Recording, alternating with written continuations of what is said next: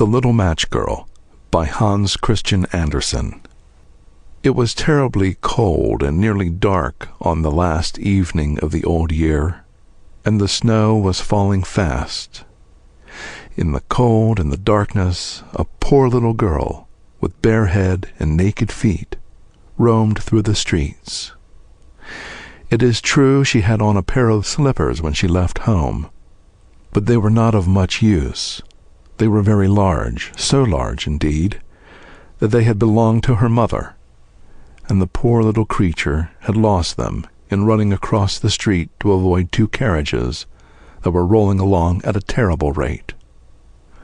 One of the slippers she could not find, and a boy seized upon the other and ran away with it, saying that he could use it as a cradle when he had children of his own. So the little girl went on with her little naked feet, which were quite red and blue with the cold. In an old apron she carried a number of matches, and had a bundle of them in her hands. No one had bought anything of her the whole day, nor had anyone given her even a penny. Shivering with the cold and hunger, she crept along. Poor little child! She looked the picture of misery. The snowflakes fell on her long, fair hair, which hung in curls on her shoulders, but she regarded them not. Lights were shining from every window, and there was a savory smell of roast goose, for it was New Year's Eve. Yes, she remembered that. In a corner between two houses, one of which projected beyond the other, she sank down and huddled herself together. She had drawn her little feet under her, but she could not keep off the cold, and she dared not go home, for she had sold no matches, and could not take home even a penny of money. Her father would certainly beat her.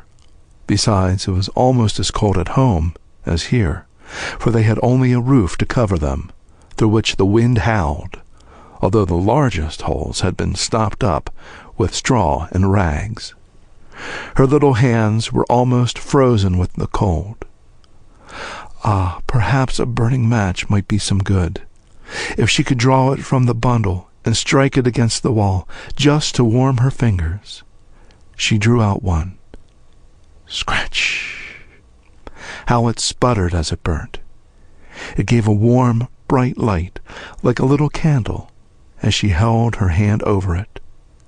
It was really a wonderful light. It seemed to the little girl that she was sitting by a large iron stove, with polished brass feet and a brass ornament.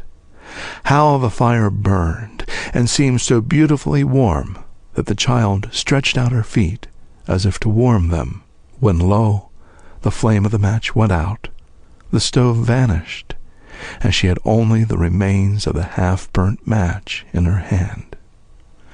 She rubbed another match on the wall. It burst into a flame, and where its light fell upon the wall it became as transparent as a veil, and she could see into the room. The table was covered with a snowy white tablecloth, on which stood a splendid dinner service, and a steaming roast goose, stuffed with apples and dried plums. And what was still more wonderful, the goose jumped down from the dish and waddled across the floor, with a knife and fork in its breast, to the little girl. Then the match went out, and there remained nothing but the thick, damp, cold wall before her. She lighted another match, and then she found herself sitting under a beautiful Christmas tree. It was larger and more beautifully decorated than the one she had seen through the glass door at the rich merchant's.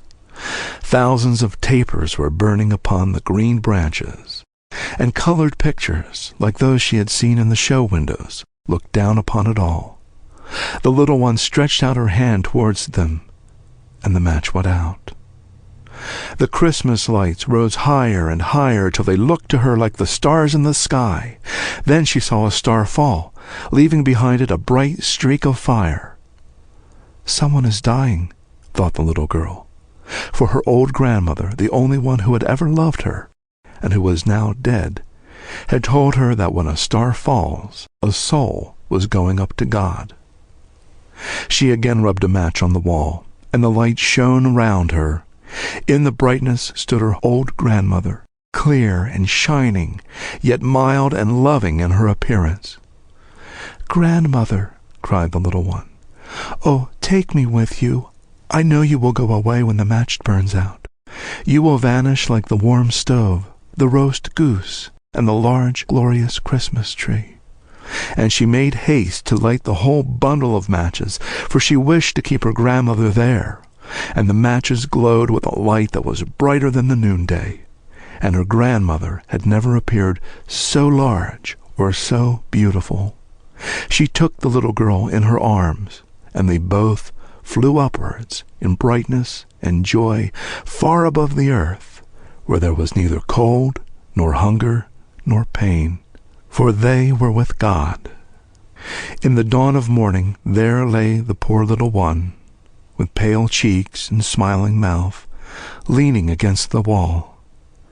She had been frozen to death on the last evening of the year, and the New Year's sun rose and shone upon a little corpse. The child still sat in the stiffness of death, holding the matches in her hand, one bundle of which was burnt. She tried to warm herself, said some. No one imagined what beautiful things she had seen, nor into what glory